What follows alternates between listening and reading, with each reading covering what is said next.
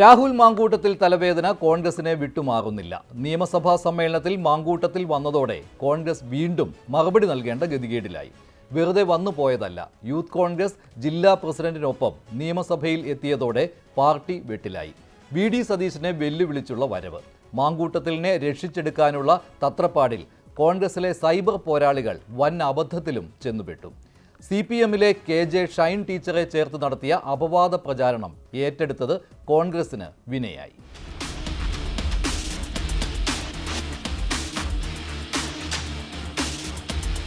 മാങ്കൂട്ടത്തിൽ വരുമോ ഇല്ലയോ എന്ന അഭ്യൂഹത്തിനിടെ നിയമസഭാ സമ്മേളനം തുടങ്ങി ആദ്യ ദിവസം വന്നത് പ്രതിപക്ഷ നേതാവിന് ബുദ്ധിമുട്ടായി.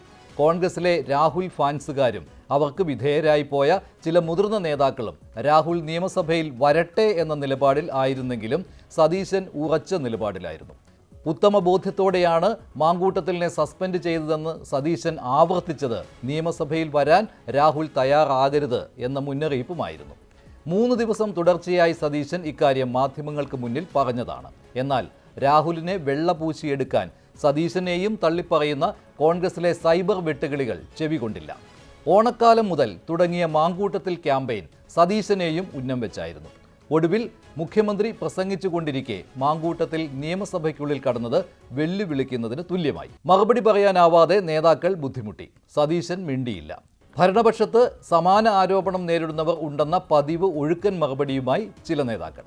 എന്തായാലും ആദ്യ ദിവസം SFI തടഞ്ഞപ്പോൾ കാറിലിരുന്ന് ധീരത കാട്ടിയെങ്കിലും പിന്നീട് നിയമസഭയിലേക്ക് രാഹുൽ വന്നില്ല. കോൺഗ്രസിന് താൽക്കാലിക ആശ്വാസം.